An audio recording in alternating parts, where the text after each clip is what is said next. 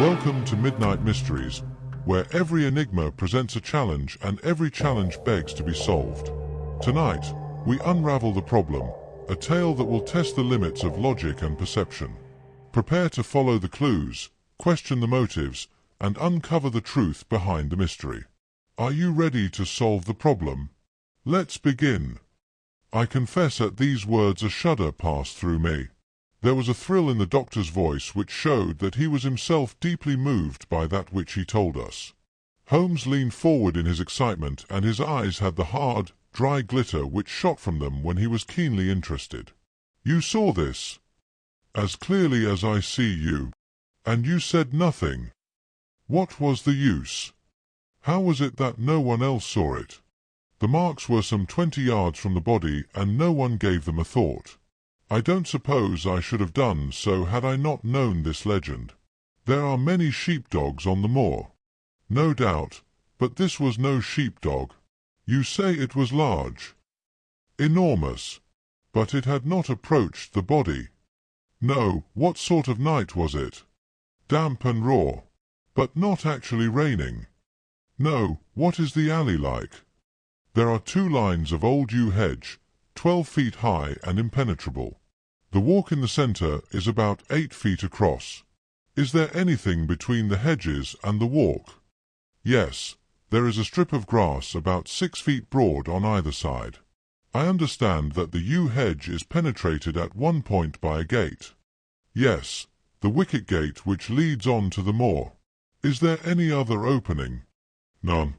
So that to reach the yew alley one either has to come down it from the house or else to enter it by the moor gate.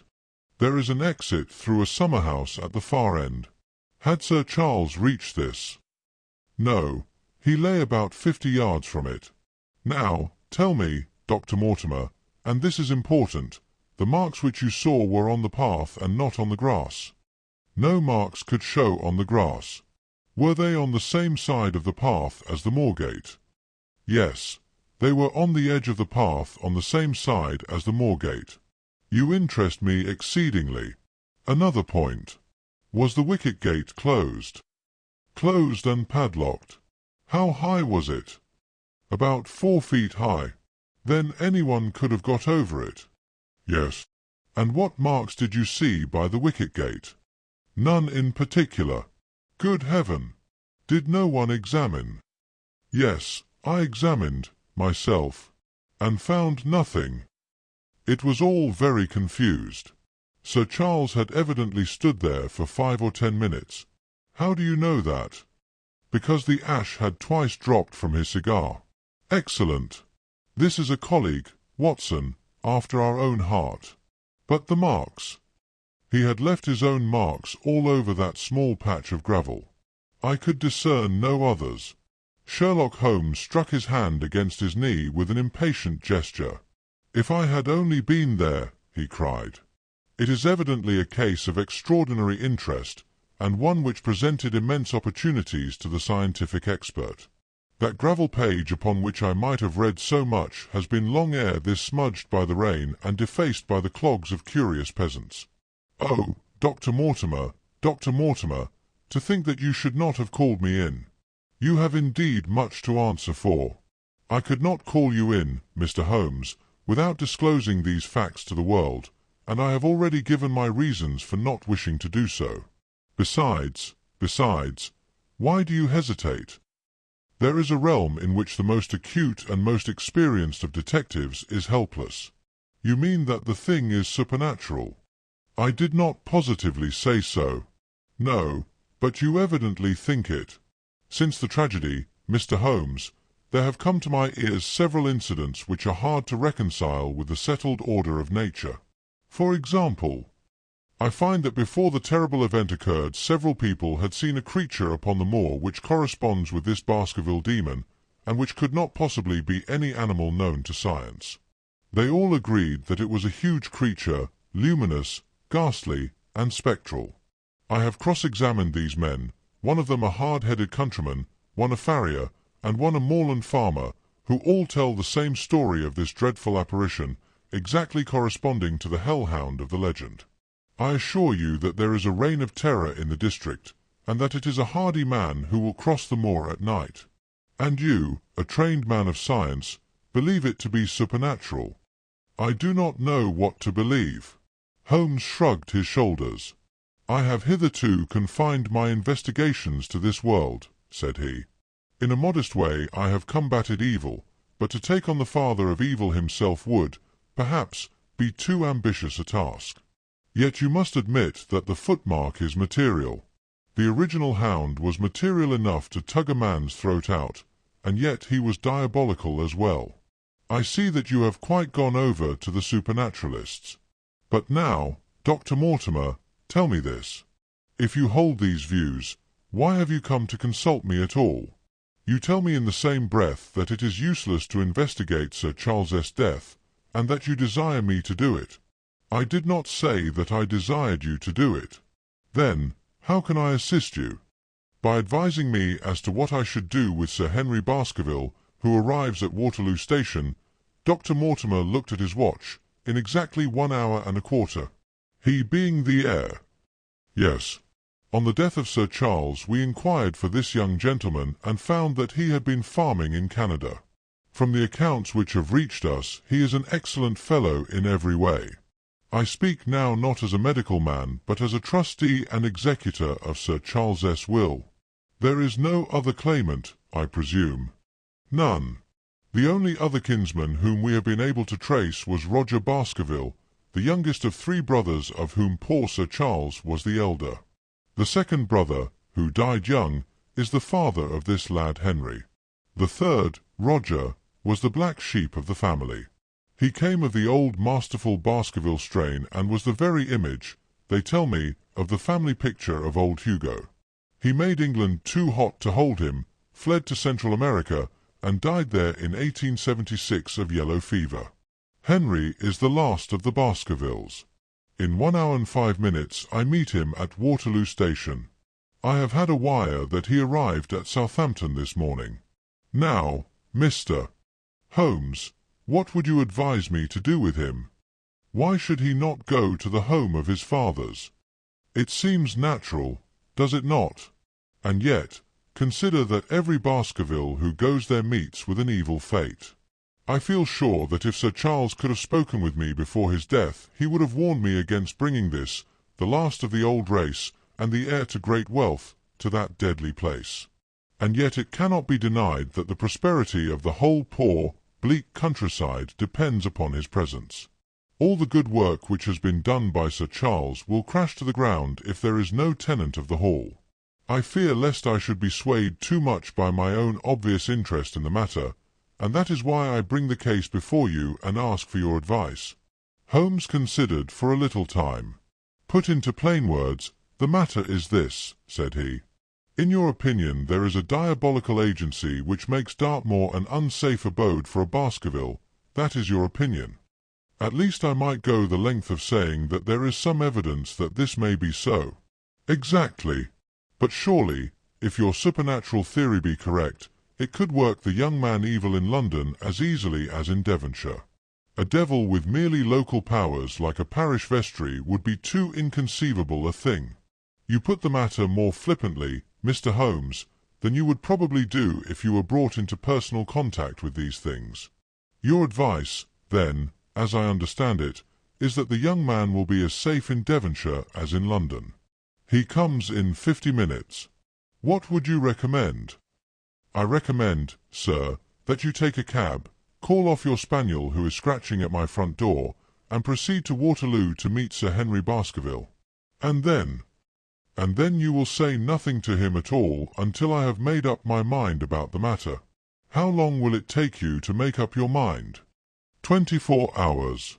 At 10 o'clock tomorrow, Dr. Mortimer, I will be much obliged to you if you will call upon me here, and it will be of help to me in my plans for the future if you will bring Sir Henry Baskerville with you. "I will do so, Mr. Holmes." He scribbled the appointment on his shirt cuff and hurried off in his strange, peering, absent-minded fashion. Holmes stopped him at the head of the stair. "Only one more question, Dr. Mortimer. You say that before Sir Charles Baskerville's death several people saw this apparition upon the moor. 3 people did. Did any see it after?" I have not heard of any. Thank you. Good morning. Holmes returned to his seat with that quiet look of inward satisfaction which meant that he had a congenial task before him. Going out, Watson? Unless I can help you. No, my dear fellow, it is at the hour of action that I turn to you for aid. But this is splendid, really unique from some points of view. When you pass Bradley's, would you ask him to send up a pound of the strongest shag tobacco? Thank you. It would be as well if you could make it convenient not to return before evening.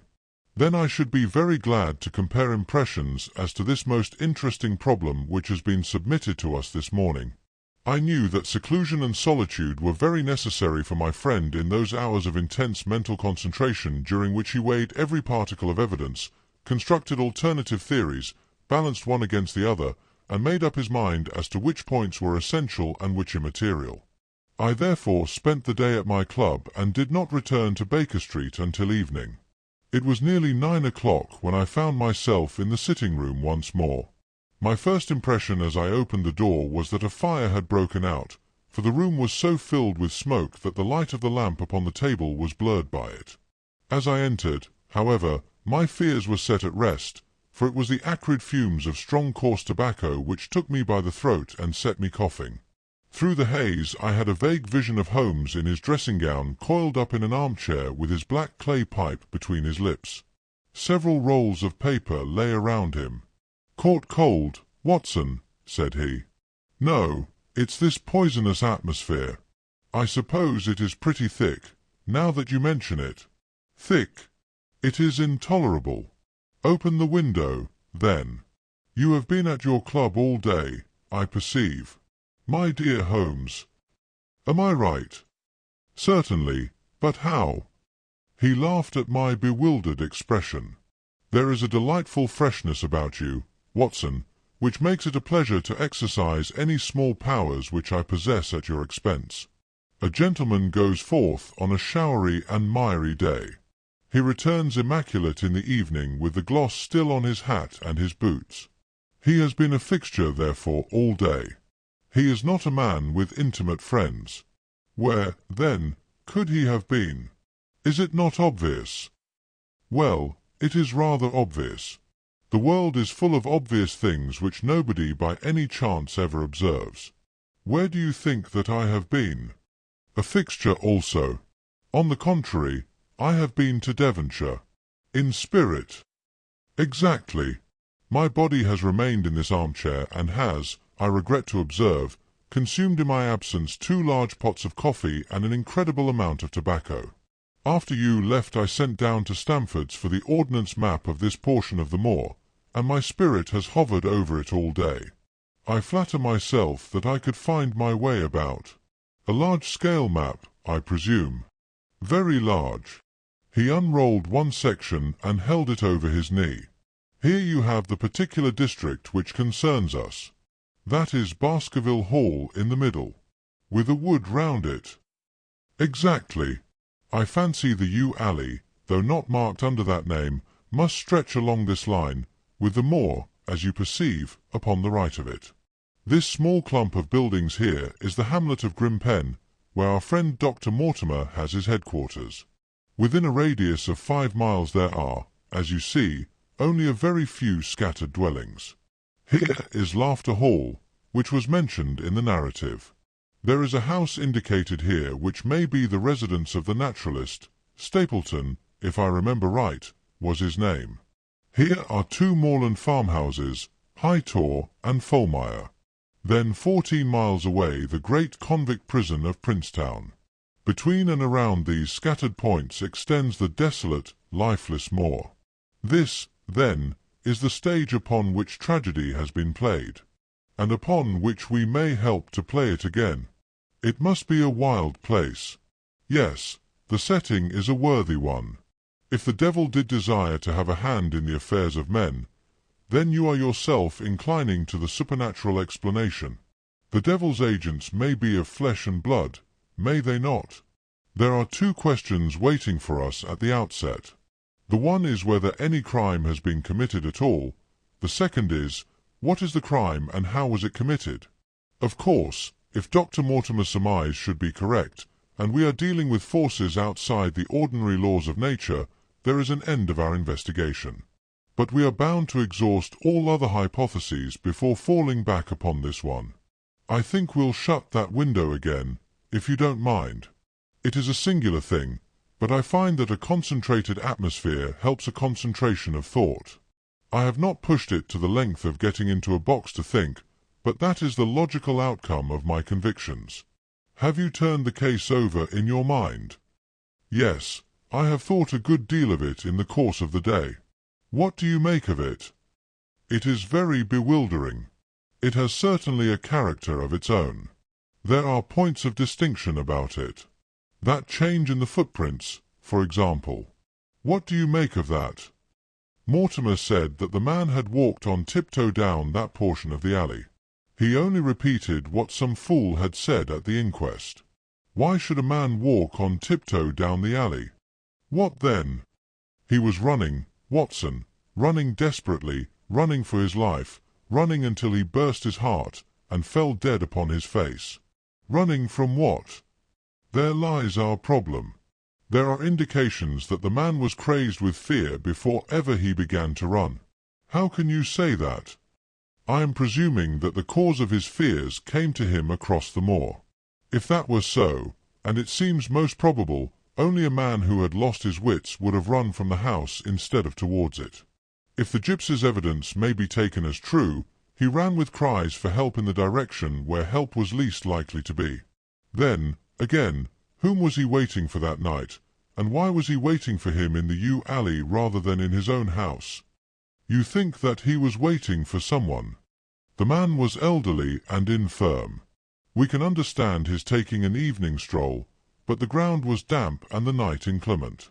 Is it natural that he should stand for 5 or 10 minutes, as Dr. Mortimer, with more practical sense than I should have given him credit for, deduced from the cigar ash? But he went out every evening. I think it unlikely that he waited at the moor-gate every evening. On the contrary, the evidence is that he avoided the moor. That night he waited there. It was the night before he made his departure for London. The thing takes shape, Watson. It becomes coherent. Might I ask you to hand me my violin, and we will postpone all further thought upon this business until we have had the advantage of meeting Dr. Mortimer and Sir Henry Baskerville in the morning.